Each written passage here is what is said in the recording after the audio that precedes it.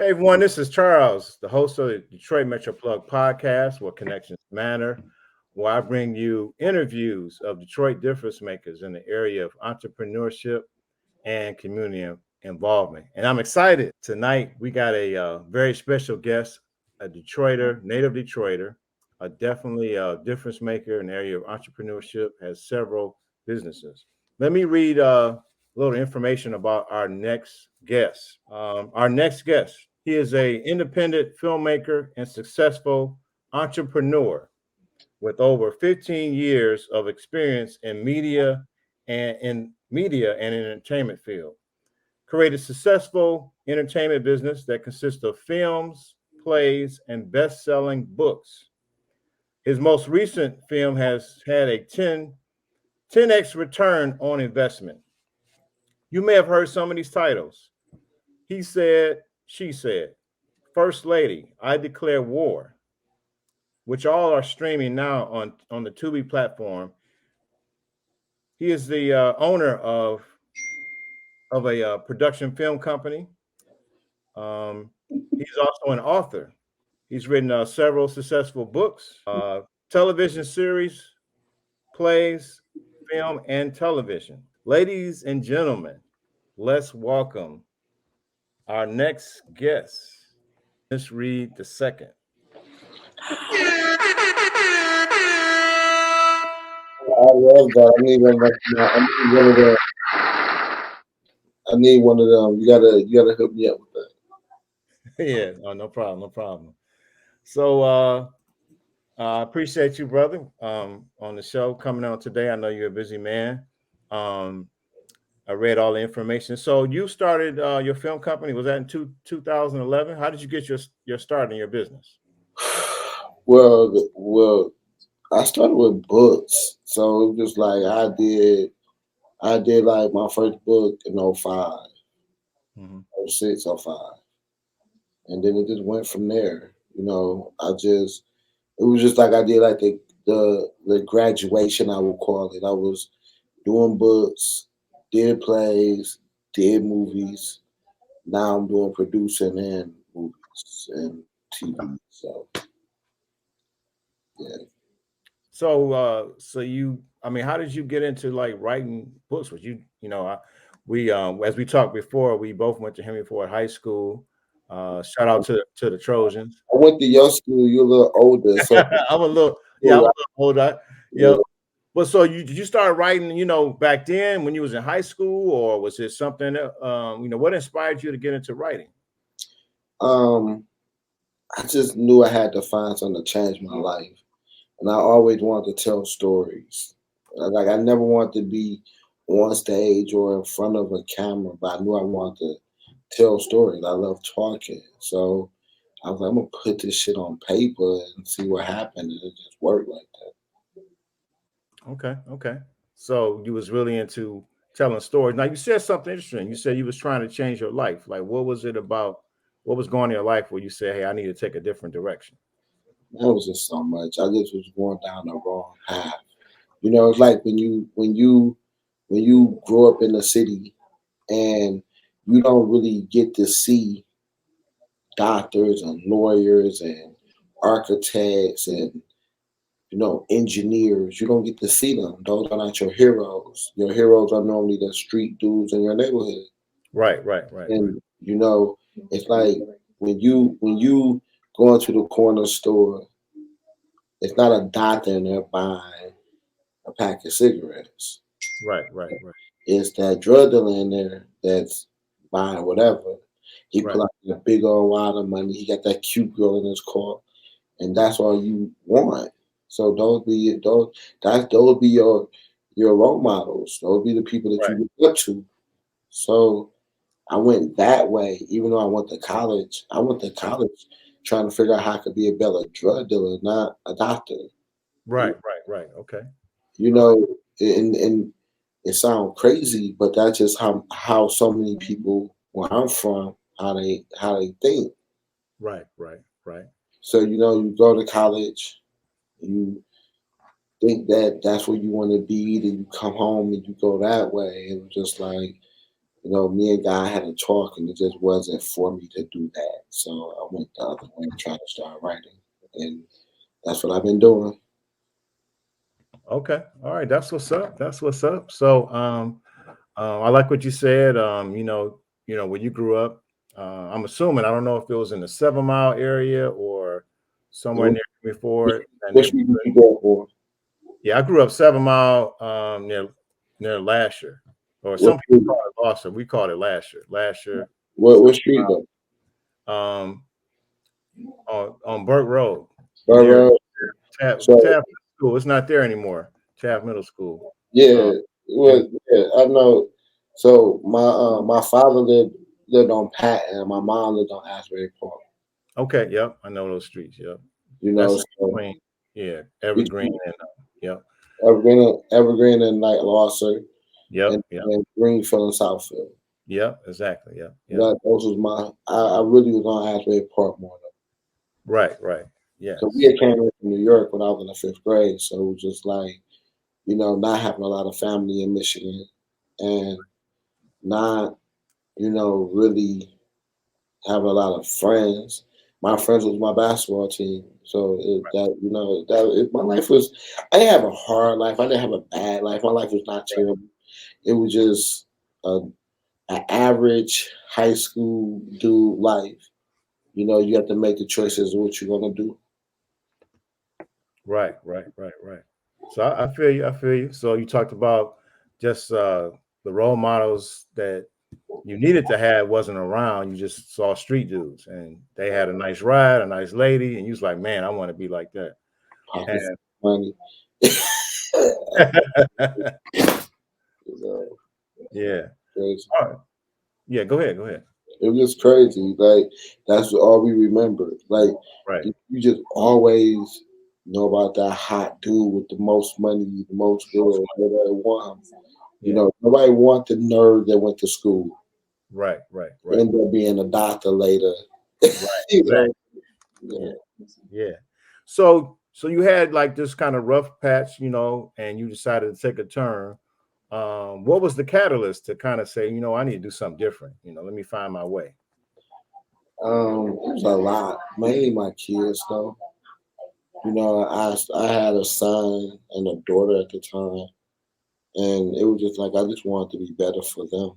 You know, I didn't want to die. You know what I mean? I wanted to live Right. Right. and be a role model for my son and my daughter.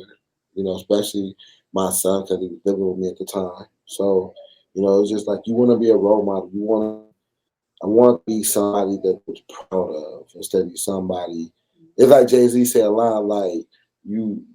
Your son look at you like, damn, that's my dad. I never wanted my son to be able to say that. Okay.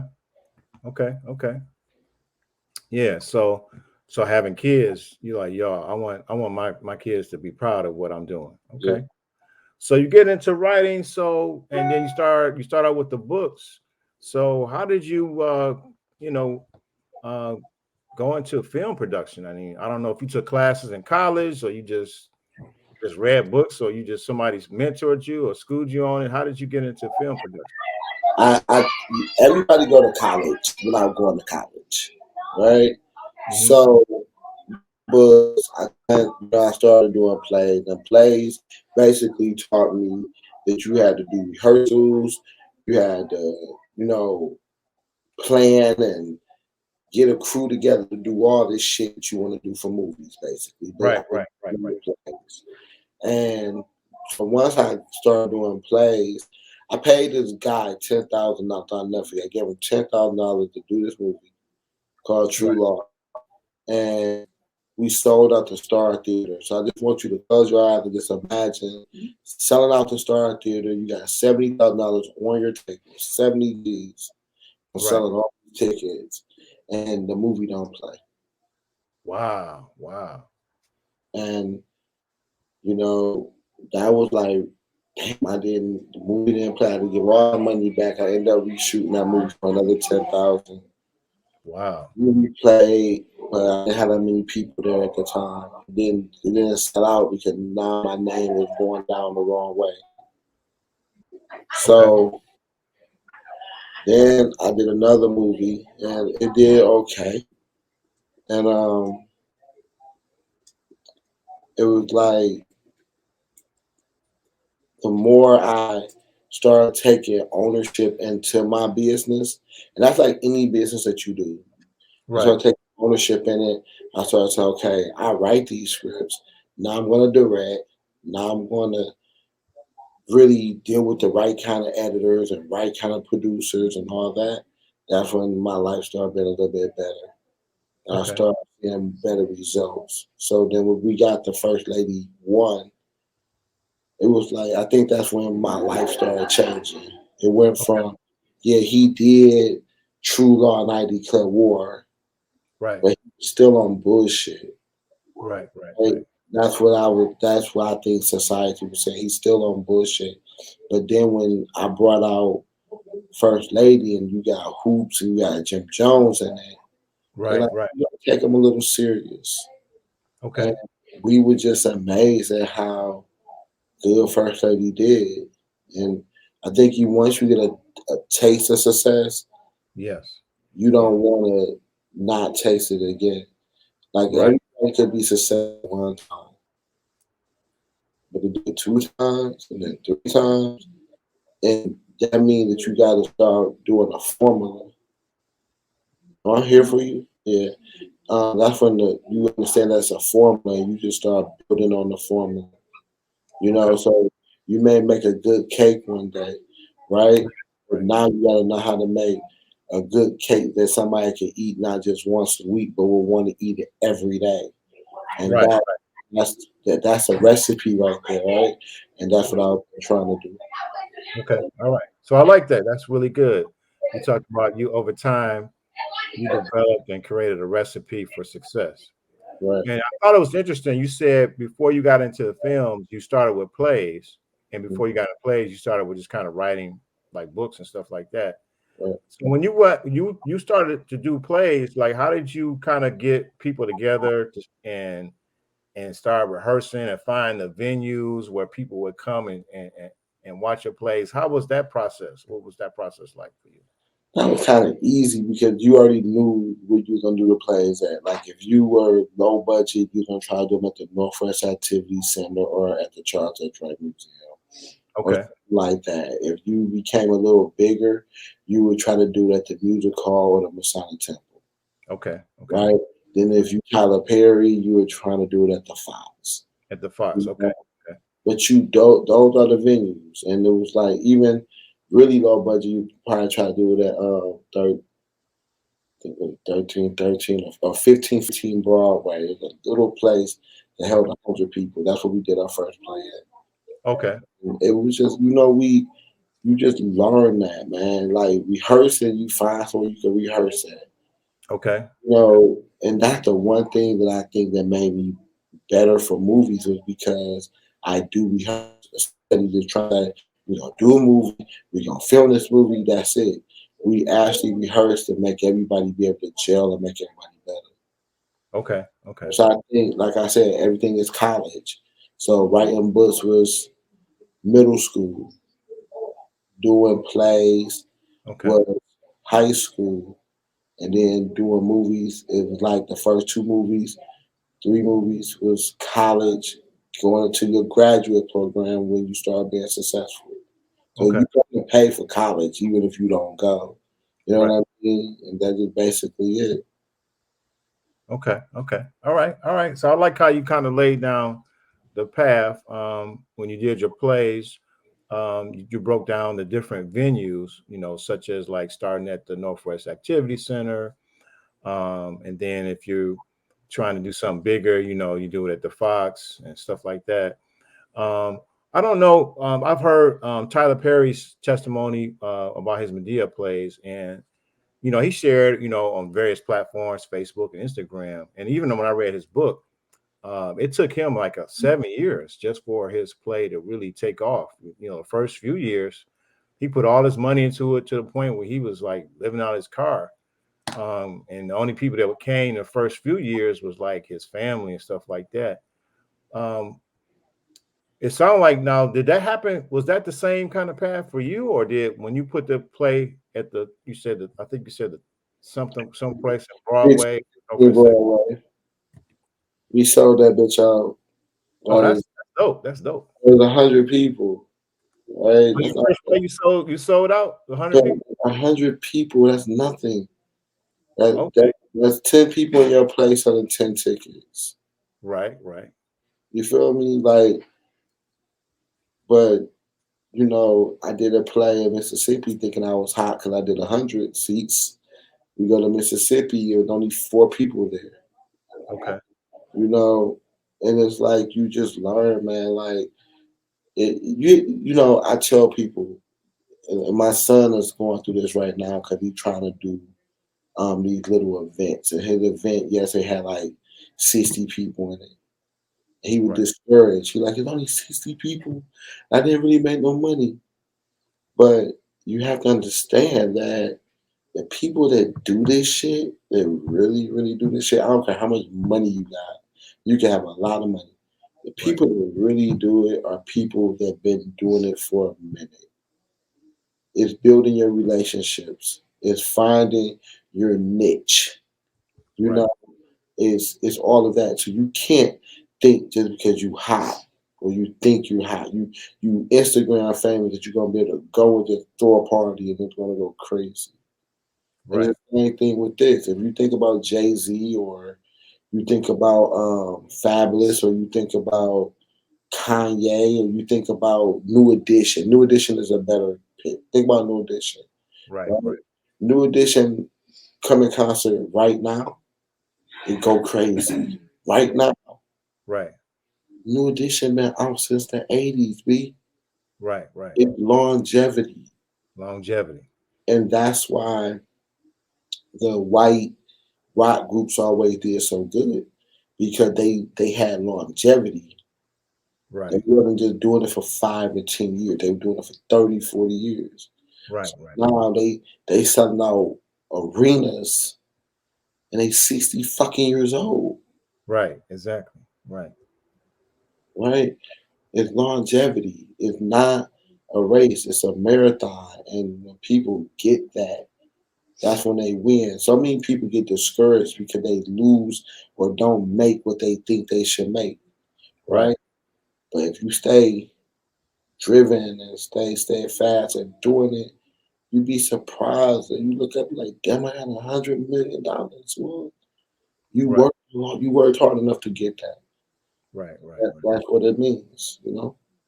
Yeah, yeah, yeah. Okay. I think still though, I do think it's dope to for your first play to sell out. I know it was like you say 100 people ain't nothing, but 100 people, 10 cast, you got 20 cast members. If they right. sell 5 tickets, It sells 100, fast. like, Yeah. like that's how I think. Like, it's Yeah, that's easy. true. It's easy. Okay. Okay. All When right. I try to do 500 seats in Mississippi, that have my head split open. Like, that shit ain't All right. So I like that. So don't despise small things. You started out, with 100 seat, then you went up to a 500 seat. I'm not sure what like the Northwest Activity Center. I don't know what they can accommodate. I'm 300, assuming 500, huh? 300 or something. 300 or something. Okay. And yeah, so that's dope. Okay, so you start I playing. started. I never did it Northwest. I always did the Chargers right because I wanted to be closer to being able to give them some money. And it's funny because you can ask anybody. I saved so many people and like I did the Masonic Temple, right? When I went to the Masonic Temple, there was nobody doing the Masonic Temple. I don't talk nobody. Mhm. They couldn't get concerts there. They couldn't get plays there. They couldn't do shit. Right. I did the Masonic Temple, and next thing you know, everybody started booking the Masonic Temple. Mhm. Like I did that with some actors. Like I ain't gonna call on that. I did this one actress. Nobody was fucking with her, and I put her in something. Then came fire, Mm. and it's not me. It's just the brand.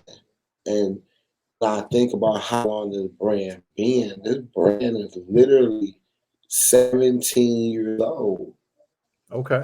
Okay. It's a long time for us to get here. You know, like I have people like Lee Masters Bradley that built a hunter that been around me forever, right? Right. It's a brand. Like it's really hard it's, to really get people to understand that this took a long time. It wasn't overnight. The Well, good no, part no. about it taking a long time and being overnight, people that I love and care about, now that they're doing movies and working with me, they're gonna catch fire quicker because of what I already put in place. And Right. that's God though, you know, because when you really think about it, God just wants you to help more people, Right. make more people better. So when you are able to do that, that's when you really are successful. Hey everyone, this is Charles with the Detroit Metro Plug podcast. If you are finding value in this video, I invite you to like and subscribe. And don't forget to click that notification bell so you can get notified of upcoming episodes of interviews with Detroit difference makers in the area of entrepreneurship and community involvement. If you're interested in being a part of our Facebook networking community, I invite you to click on the link to be a part of that community. This is a place where you can network with like minded people and a chance to share about your product or service. If you're interested in working with me directly on how you can share your story with video or with podcasting, you can email me direct at DetroitMetroPlug313 at gmail.com. Thanks again, and let's get back to this interview. Anybody can. It's like a good point guard. Like any basketball team that's really really good, and because they got a good point guard, and that point guard don't only make sure that himself do okay, he makes sure that everybody on that team eats, and that's what makes him a great point guard. That's why Isaiah Thomas is so dope. Right. I like what you said about the point guard kind of directing everything and making sure everybody looks good on the team on the project. So that kind of segues what I wanted to my next question. Wanted to ask, you know, you started with the plays before you went to the movies, and you started doing the venues, and the cast members were selling out, helping to sell the tickets. You're also kind of like almost like an artist developer. How did you find your talent? You're almost like an A&R person for acting and performing. What was your method of finding the right people to play the parts in your plays in your movie? Just rehearsal. I mean, just not rehearsal, but auditions. You know, we have auditions, and you know, people come in, and I always tell people, I can teach you how to act, but I can't teach you how to be a good person. And when you do this, if you're a good actor and you're a good person, being a good person is really hard if you in this life. But if you're a good person, I mean that you are willing to be selfless and really try to do this. You really work hard at doing this and you win. You know, it's when you think you know everything when you can't be a good actor or actress. But when you go into it with the idea of I'm here to learn, it's amazing. Okay. Right. All right. So the key was finding good people that was willing to work with you, and then willing to buy in on the rehearsing, on the rehearsing. Okay. Yeah. That's good. That's dope. That's dope. That's dope. Um, so, was it a big leap jumping into film? Once you saw some success locally in the area with the plays. Was it a big leap, or was it a challenge? I would never do a play again. So plays must be harder, I guess. I don't know. Plays are way harder, but I think it's just the upfront money when it comes to movies. But no, I would do a play again. I would do a play now because I know it would do great. Right. But I really truly enjoy doing movies. The Okay. best thing about a movie is you can do it today, and nobody could come watch it today because they could watch it tomorrow or the next day Right. or the next day or the next. With a play, you got to be there on Friday, Saturday, or Sunday. If they Right. don't be there, it's just a problem. Right. Right. Right. Right. Right. Yeah. So I like that. So you can build a body of work with movies, and then plays. It's in real time, and that's the only time somebody can see it when you perform it. So I like that. Um, Now I noticed. Now I'm not sure. I don't know. Were you?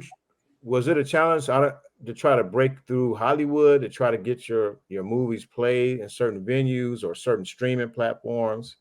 Um, I know I saw some of your stuff on Amazon Prime and Tubi. What was that process like? How to get on different platforms?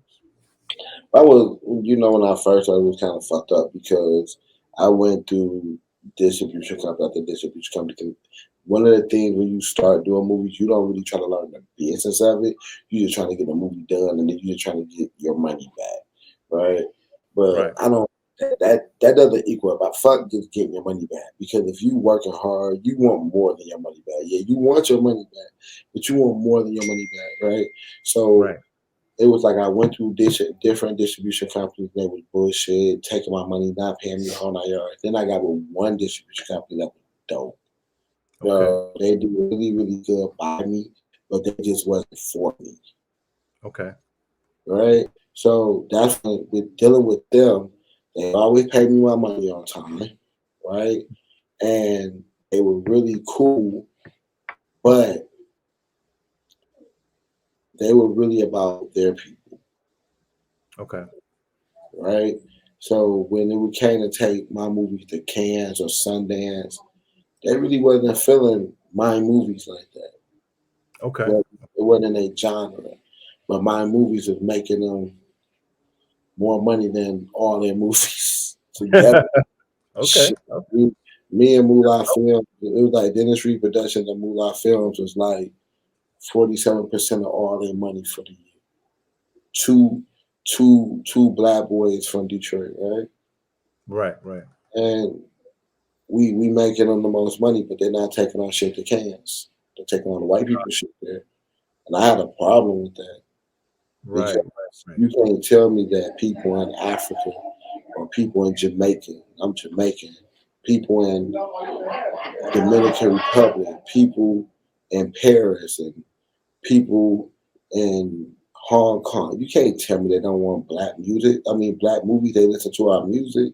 Right. Right. Exactly. They're not gonna look at our movies. Right. Right. Right? Fuck out of here. So I was discouraged about that. And, you know, I'm looking at Tubi and I'm looking at Amazon Prime. And I'm seeing that we're number one or in the top five all the time on them platform. We drop a movie, we going number one quick. Right. Right. Telling me people don't want to see us. Right. Okay. So, I started my own distribution company with my cousin Sean and my Okay. partner Glenn and Rob.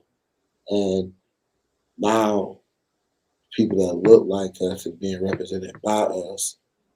And we are honestly doing everything we can to put more people on the map with this movie thing. Jewish people do it all the time, white people do it all the time, Middle Right. Eastern people do it all the time, right? And I'm not saying that we're better than anybody. I'm just saying that it comes a time that we have to start saying, yo, it's okay to want more for our people, and I'm a firm believer. If you're able to help yourself and help your people, then you can help the world, Yes. Yeah. That's true. I like that. because Yeah. it's not a black white thing. It's a people thing, but you gotta help yourself in order to be able to help the world. Eminem said that a long time ago. He said, I had to leave for a minute in order to help my friends get where I'm at. Right. And that's all you got. You got to. It's like right now, I have produced. I'm on my eighth movie or seventh movie in 3 or 4 months right now, Okay. and I'm not directing all of them. I only directed one.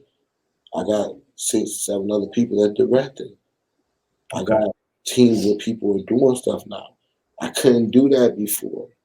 Right. Right. So now that I make a little money, I'm not rich, people. Right? But now that I make a little bit of money, in order for me to make my community better, Right. instead of me saying, okay, I'm gonna make $1 million this year, I gotta be okay with making $200,000-300,000 this year. And I don't make $200,000-300,000. I'm doing numbers, these are fake numbers, right? Right. Right. Right. Right. I understand. I make a little bit under 50,000 this year, right? But in order for me to make a lot of money, I gotta make other people a lot of money too. Right. I like So that. I can't hold on to 100,000. I gotta say, okay, here, Lee, let's do this movie for 80, and now we got 2 movies instead of just 1 out. And then I Right. make a little bit more money. Okay, Diesel, need you to do a movie. So now we got 3 movies instead of 2 out. And then Right. we build up a bunch of movies. At the end of the year, we got a bunch of movies. Then we make a bunch of money. Then we can help another crop of filmmakers. Right. And it's like we trying to, well, we're not trying. We just trying to make sure that people understand that the M in Motown probably gonna be for movies instead of just music. All right now. All right. You know, I heard you heard it here on the Detroit Metro podcast. We're gonna replace the M from Motown to Well, the and movie. All right. it's not even replacing because our music shit is so dope here too. Right. Right. Yeah. I Like feel you. when you got 42 Doug, you Right. got Vaz, and you got all these dope artists here now. Right. We making Atlanta kind of nervous, you No, know. that's okay. So I was gonna. What I find interesting is that uh, people I meet who want to be, rather screenplay writers, playwriters, or actors, they either trying to get to New York or go to California or All maybe that, even Atlanta. I yeah. noticed that if I correct me if I'm wrong, all your production and everything is in the city of Detroit or in this area. Is that It was like that up until we did First 81. We filmed part of that in New York. okay? Um, Most of my movies are made here in Detroit. Okay, We okay, just filmed we just filmed our first movie in Atlanta. okay, We filming another movie in Atlanta um, okay. in July. All right. So we fuck with Atlanta. You Okay, know, yeah, that's dope. That's dope. I'm assuming you at Tyler Perry Studios or you was doing I'm some. assuming I have a team that are just dope. Um, we haven't used Tyler Perry Studio. I wish we need that. Oh, We okay, we try okay. to build a studio here though. We actually about to build up one here. Oh, okay. Yeah, we have like the first phase of it done like in the next 2 months. Oh, that's dope. So it's going to be a studio here in the city of Detroit area. It's gonna be an old part. Oh, okay, that's dope. That's dope. That's dope. Yeah. Man, yeah. Okay, so now, what advice you would give? Lessons you learned in your whole creative process as being a writer, film filmmaker, producer. What lessons you would give somebody who's looking to get into what you're doing? What advice or lessons you've learned that you would share? Don't say that you want to do it without doing it. Like, words without actions ain't shit. And you have to understand that things don't happen overnight. To it's okay not to meet your goals all the time. But as long as you keep on trying to meet your goals, that's when you win. You know, that's it. Okay, so just have some goals, get in your mind that you can do it, and put in the work to get it Yep. done. Okay, Mhm. all right. You also you have other venues, businesses in the area, in Detroit area. I do. You still own and operate the Mighty Wings in Detroit. Yep. My D shop. That's all me. Okay, okay, yeah, yeah. What led you to want to get into those kinds of businesses? Food, entertainment. Um, that I've been doing it since I was in high school. My mom had just the sub shop with her dude, so that's all I really knew. I knew it. My stepfather told me one time, he was like, "If you could feed a man, you'll never starve."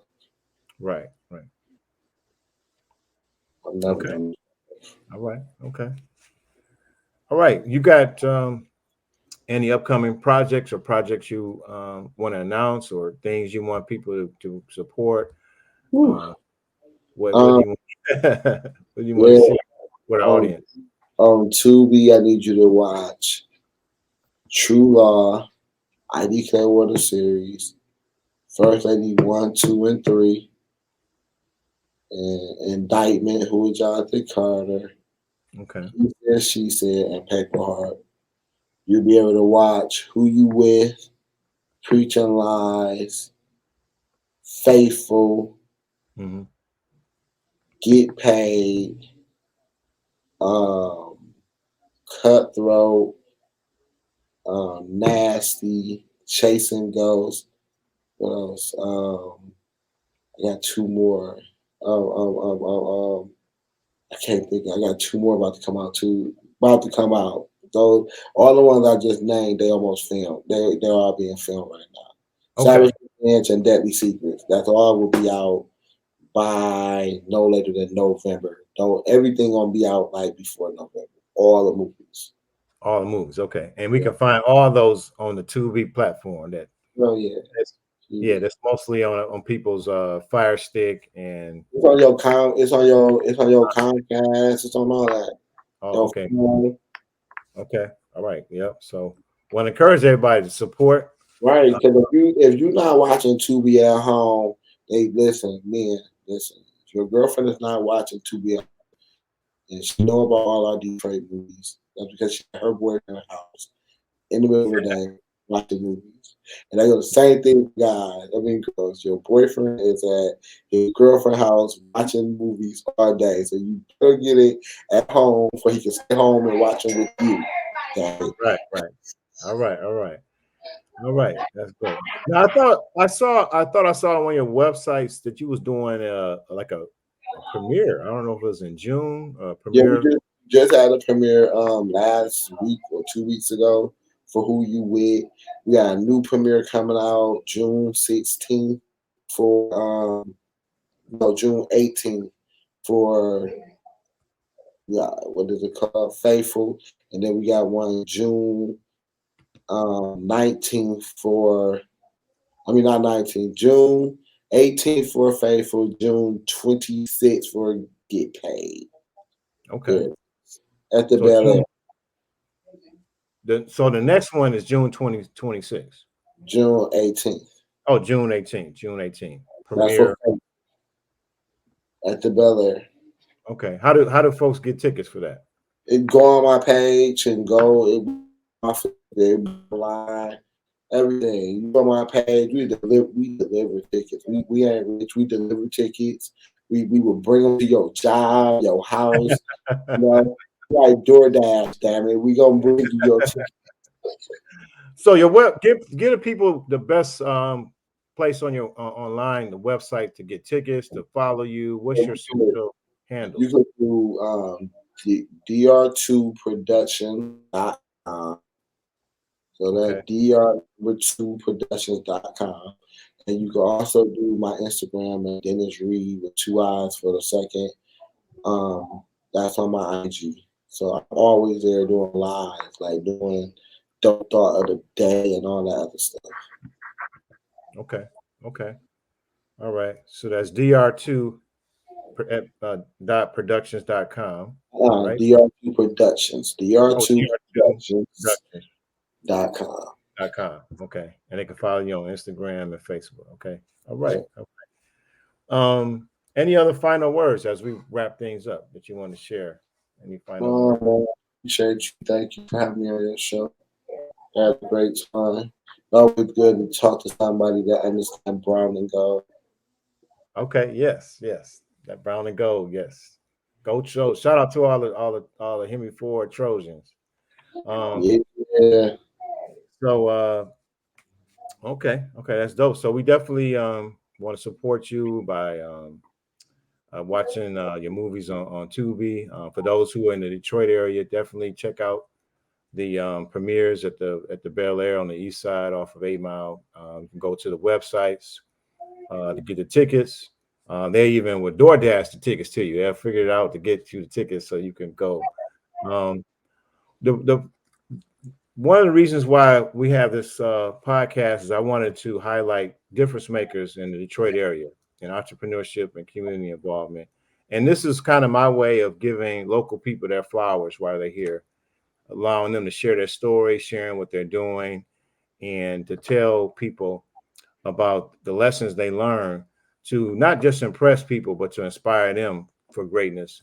And I definitely appreciate you sharing your story and being here. And this is a way for this platform to give you your flowers and show, hey man, I see what you're doing, and I appreciate the work, and I know that there's greater things in store for you. I appreciate that. Thank you so much. Yeah. So that wraps up our podcast for today. Again, thank you for watching this podcast and with Connections Matter, Detroit Metro Plug.